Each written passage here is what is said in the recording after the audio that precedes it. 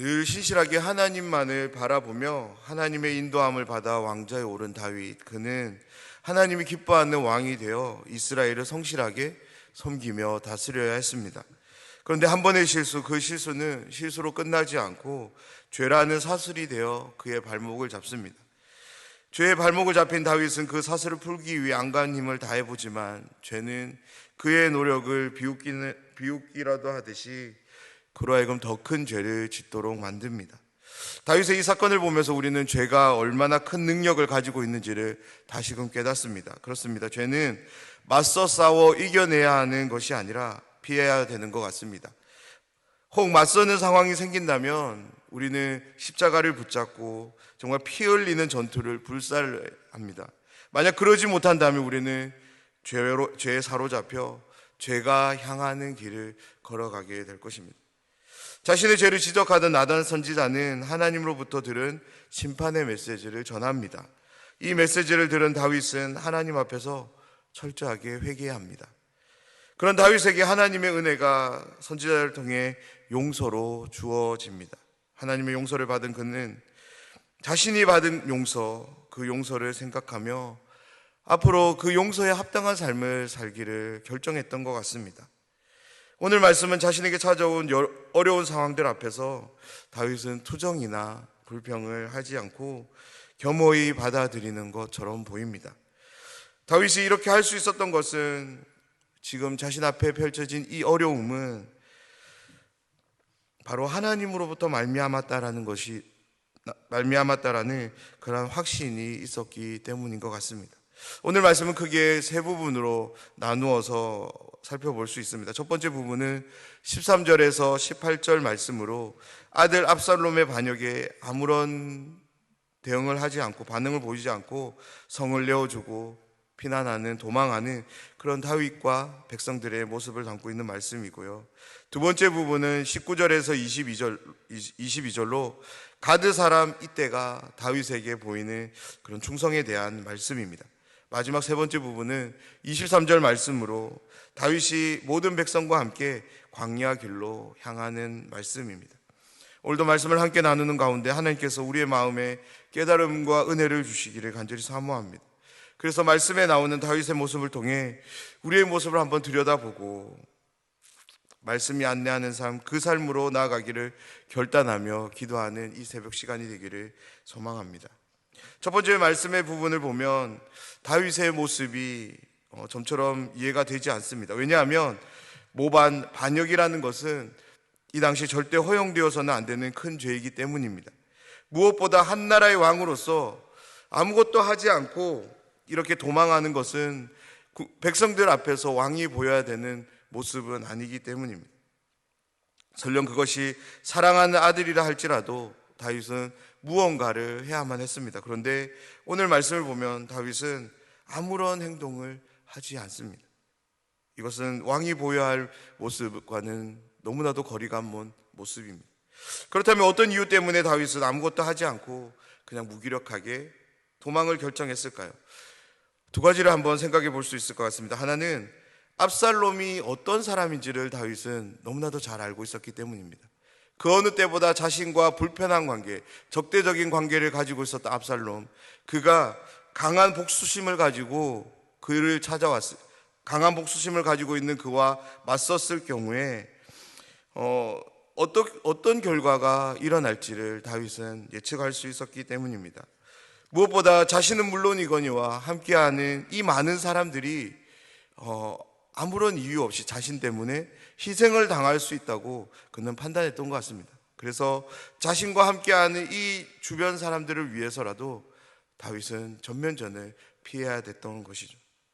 또한 다윗은 하나님의 도성인 예루살렘이 피로 얼룩되어지는 것을 원치 않았던 것 같습니다. 그래서 다윗은 이 상황이 너무나도 받아들이기에 어렵고 힘들지만 하나님과 함께하는 사람들을 위해서 아무것도 하지 않고 그냥 도망을 결정했던 것 같습니다. 두 번째 이유는 다윗은 이 상황이 하나님께로부터 말미암은 것으로 받아들였기 때문입니다. 13절 말씀을 보면 전령이 다윗에게 와서 말하되 이스라엘의 인심이 다 압살롬에게로 돌아갔나이다 한지라. 다윗은 전령으로부터 모든 민심이 압살롬에게 넘어갔다는 말을 듣습니다. 그런데 이러한 절망적인 소리를 들었음에도 불구하고 그는 충격을 받지 않습니다. 분노조차 하지 않습니다. 어떻게 한 나라의 왕이 이럴 수 있을까요? 만약 우리가 왕이라고 한번 생각해 보면 좋을 것 같아요. 어느 날 전령이 이런 소식을 전합니다. 그때 여러분의 마음이 어떻습니까? 아무리 마음씨 좋은 사람이라 할지라도 이 상황, 이 반역의 상황을 이렇게 아무렇게 받아들일 사람은 없을 것입니다. 설령 그것이 아들이 의해 자양된 일이다 할지라도 그 상황에 대해서 어떤 생각과 행동을 하게 될 것입니다. 그런데 이런 큰 상황 앞에서 다윗은 어떻게 잠잠할 수 있었을까요? 말씀을 보면 말씀에는 나오지 않지만 다윗은 나단 선지자로부터 들었던 그 하나님의 심판의 메시지를 잊지 않고 기억하고 있었던 것 같습니다. 그래서 이 상황이 주어졌을 때 이것은 하나님으로부터 왔음을 깨닫고 이 상황을 그냥 받아들이고 있는 것입니다. 더 정확하게 말하자면 자신에게 주어진 이 상황을 하나님의 뜻에 맡겨버립니다. 겸허히 이 상황을 하나님께 맡긴 다윗은 함께하는 사람들을 설득하는데요. 그리고 급하게 비난길을 나섭니다. 16절과 17절에 나갈 때 나가매라고 기록된 이 한글 단어의 본래적 의미는 자신의 두 발로 걸어갔다라는 의미입니다. 즉 이스라엘의 왕이었지만 다윗은 볼품없이 자신의 두 발로 함께하는 사람들과 그렇게 뚜벅뚜벅 걸어서 이 피난을 결정했다라는 것입니다. 피난길을 이 상황을 우리가 또 한번 상상해 보면 좋겠는데요. 왕입니다. 고대 사회에서 왕은 절대 권력을 소유한 사람이었습니다. 그런 왕에게 쿠데타, 이 반역이라는 급박한 상황이 주어졌을 때 대부분의 왕들은 어떤 행동을 하게 되냐면 말을 이용해서 급히 도주하게 될 것입니다. 이것이 정상적인 행동입니다. 왕이 살기 위해 말을 탄다고 해서 아무도 욕할 사람이 없습니다. 왜냐하면 왕은 그 나라를 대신하는 사람이기 때문입니다. 그런데 오늘 말씀을 보면 이러한 급박한 상황임에도 불구하고 다윗은 말을 타지 않습니다. 자신의 두 발로 함께하는 사람들과 그냥 같이 비난을 떠납니다. 왜냐하면 다윗은 이 상황이 하나님으로부터 주어진 상황이라고 생각했기 때문입니다. 하나님께서 이 상황을 맡긴 다윗이 해야 될 가장 최선의 행동은 무엇일까요? 그것은 하나님의 뜻이 무엇인지를 헤아리는 것이었을 것입니다. 압살롬의 반역이지만 다윗은 그 압살롬의 반역보다 하나님의 뜻을 헤아렸던 것입니다. 이전에 어떤 상황이 있었습니까? 다윗은 자신의 생명을 유지하기 위해서 무고한 사람을 죽이는 그런 상황들이 있었습니다.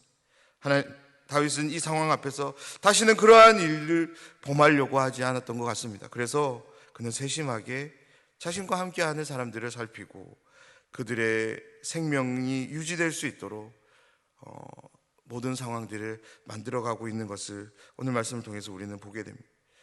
압살롬의 군대가 언제 쳐들어와서 이들을 죽일지 모르는 그런 급박한 상황 속에서 다윗을 죽일지 모르는 그 급박한 상황 속에서도 다윗은 먼저 건너가지 않고 모든 백성들이 다 건너간 후에 그런 건너가는 모습 또한 보입니다. 사랑하는 여러분, 우리의 삶에 하나님이 어떤 상황을 부여하십니다. 하나님이 허락하시는 이 상황에 우리가 무엇을 할 수 있을까요? 할 수 있는 것이 없습니다. 만약 우리가 무언가를 해서 상황을 바꿔보려 한다면 그것은 상황을 바꾸는 것이 아니라 더 악화시키는 결과를 초래할 것입니다. 하나님이 부여하시는 상황이라면 너무나도 무기력하게 들릴지 모르겠지만 보일지 모르겠지만 그 상황을 있는 그대로 받아들이는 것이 바로 하나님의 뜻에 맡기는 모습임을 여러분 꼭 기억하셨으면 좋겠습니다. 오늘 다윗이 보이는 이 모습은 절대 무기력한 모습이 아닙니다.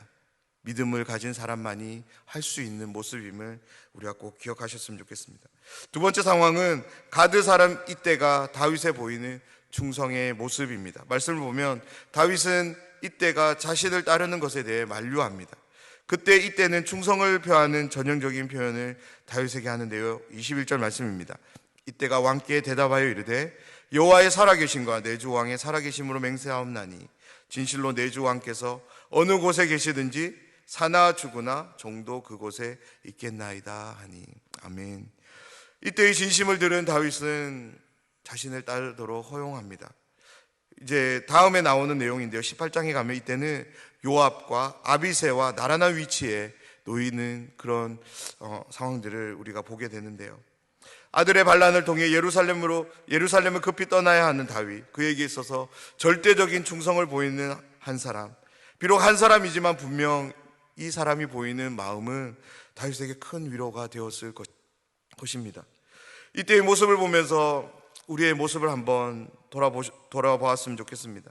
이때는 가드 사람이라고 나옵니다. 가드 사람은 이스라엘에게 있어서 이방인입니다. 그런 그가 다윗에게 절대 충성을 보이는 것은 결코 자연스러운 모습은 아닙니다. 충성을 보이지 않는다고 해서 뭐라 할 사람도 없습니다. 그런데 이때는 다윗에게 충성을 보입니다. 사랑하는 여러분, 오늘을 살아가면서 힘이 필요한 누군가에게 힘이 되어주는 이때의 모습이 저와 여러분의 모습이 되면 좋겠습니다. 지금 내 주위에 함께하는 사람들을 한번 생각해 보셨으면 좋겠습니다. 나의 위로와 도움, 격려와 사랑이 필요한 사람이 있지는 않으신가요? 그렇다면, 그렇게 기억나는 분들이 계신다면 오늘 꼭 시간을 내어서 따뜻한 전화 혹은 문자 한 통을 보내는 우리가 되었으면 좋겠습니다. 그렇게 마음을 우리가 보낼 때 하나님은 분명 그 마음 가운데 함께 하시고 우리의 작은 안부이지만 그 안부를 통해서 그 영혼에게 위로와 도움, 격려와 사랑을 전해 주실 줄 믿습니다. 마지막 세 번째는 23절 말씀으로 다윗이 온 백성들과 함께 광야 길로 향하는 모습입니다. 23절 말씀입니다. 온 땅 사람이 큰 소리로 울며 모든 백성이 앞서 건너가매 왕도 기드론 시내를 건너간 모든 백성이 광야 길로 향하니라. 23절 말씀을 보면 모든 백성들이 큰 소리로 울고 있다고 오늘 말씀하고 있습니다. 이들이 큰 소리로 우는 이유는 한 가지입니다.